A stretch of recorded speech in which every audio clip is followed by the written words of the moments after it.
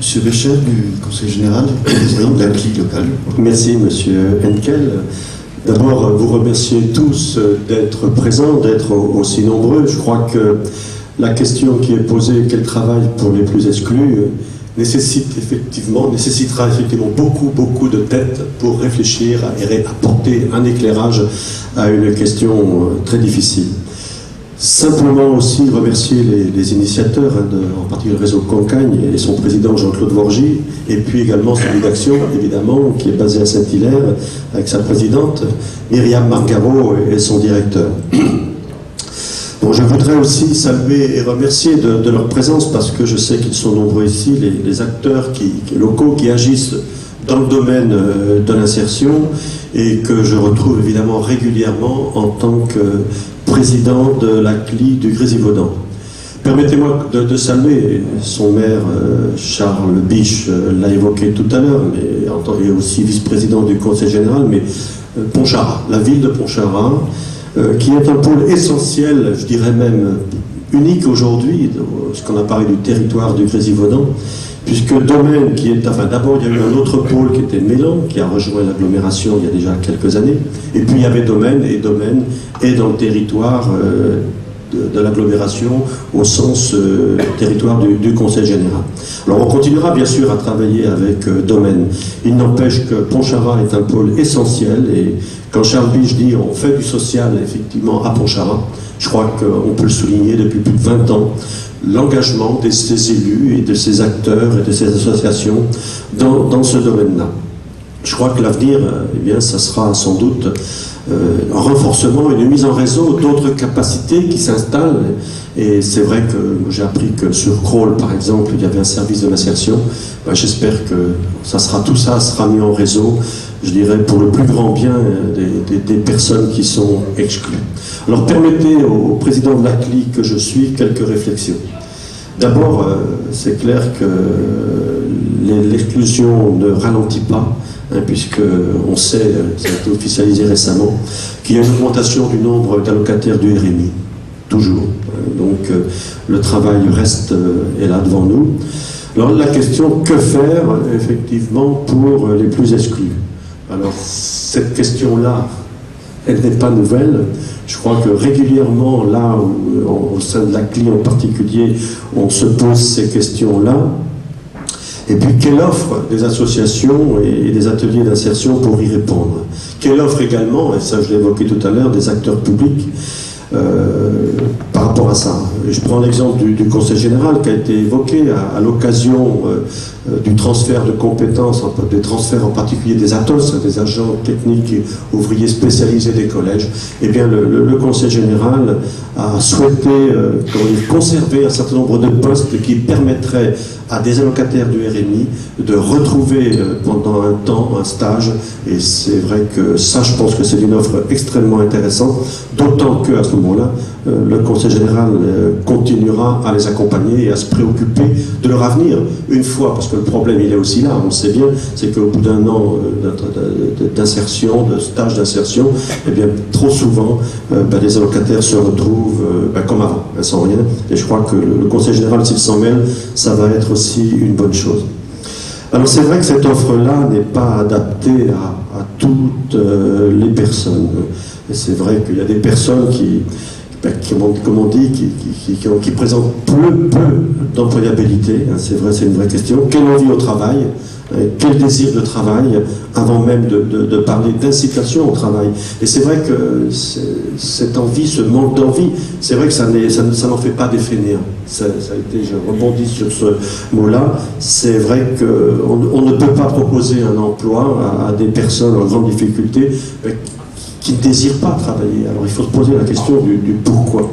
Alors le pourquoi, je crois que c'est là qu'il faudrait peut-être, et on se la pose au sein de la CLI, ne faut-il pas parler de handicap, parce que c'est vrai que très souvent il y a des difficultés psychiatriques, handicap qui n'est pas reconnu aujourd'hui, on n'a pas de réponse, et la seule réponse qu'on apporte au sein des CLI, pas uniquement à la CLI du Grésivaudan, je pense, c'est on maintient le revenu, mais on ne pense plus, parce qu'on n'a pas de solution, on oublie un peu l'insertion, et c'est dommage.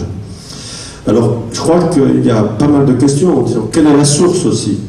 quelle est la source de ces personnes qui sont effectivement des grands exclus? Comment la société d'aujourd'hui les produit? Je crois qu'avant de parler de solutions, il faut aussi aborder cette question.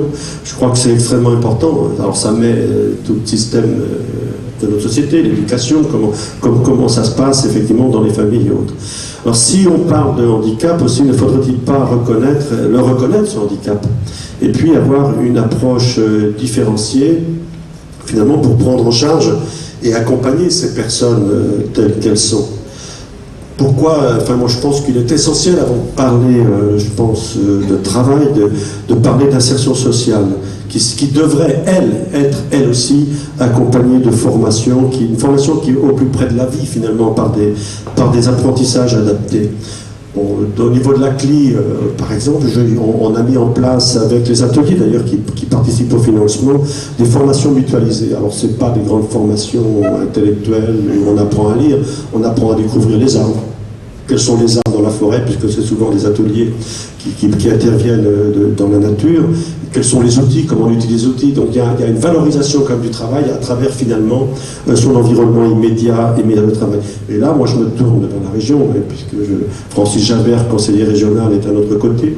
C'est vrai qu'à force aussi de tronçonner la formation. On pense souvent formation scolaire pour un retour immédiat au travail, mais je crois qu'il y a tout ce pan de formation qui est en question aujourd'hui et qui est discuté. Sinon, voilà, et où on n'a pas une approche suffisamment peut-être globale de la personne. Donc c'est vrai qu'il est important que les personnes aussi aient une meilleure compréhension de leur environnement personnel, simplement aussi pour avoir une meilleure compréhension de leur situation. Alors je rebondis, et c'est vrai que ce qu'a dit Charles Bich aujourd'hui tout à l'heure était important, faire du jardinage, faire de la cuisine, eh bien ça valorise, et c'est déjà commencé un parcours d'insertion, et à terme peut-être justement une insertion professionnelle. Donc commencer aussi par l'insertion professionnelle, commencer d'insertion sociale, je veux dire, c'est aussi se préoccuper, vous le savez bien, du logement. Comment sont logés, dans quelles conditions, de la santé de ces personnes, de leur mobilité, et c'est pas au président de la commission transport du Crédit Volant qui a porté la création en cours, qui j'espère aboutira, d'une autorité organisatrice de transport urbain. C'est un jargon fort, c'est simplement mettre en place des systèmes de déplacement, de mobilité pour tous, quels que soient ses moyens. J'espère qu'on y arrivera, mais c'est aussi un sujet extrêmement important. Et je tiens à saluer aussi la mise en place qui a été réalisée il y a quelques années, et qui est donc des représentations là de Transgrévaudan. Nous avons mis en place un Transgrévaudan. J'ai entendu parfois, ça coûte trop cher. Oui, ça coûte cher. Mais je pense qu'il faut quand même se poser la question de qu'est-ce qu'on fait à ce moment-là si on ne maintient pas ce système de transport qu'est le Transgrévaudan au bénéfice de ces personnes. Alors moi je pense que j'ai le sentiment quand même qu'aujourd'hui j'ai le sentiment qu'on apporte plutôt des réponses individuelles. C'est-à-dire que, bon, même si les ateliers, c'est une approche collective, puisqu'on rassemble des gens pour exercer pendant un stage, pendant quelques mois, il n'empêche que ça reste individuel en dehors. Et je crois que peut-être qu'il faudrait encourager l'approche collective, des lieux d'hébergement, et c'est là que, justement, l'expérience, à mon avis, de Solidaction peut être intéressante. La Solidaction qui est basée à Saint-Hilaire.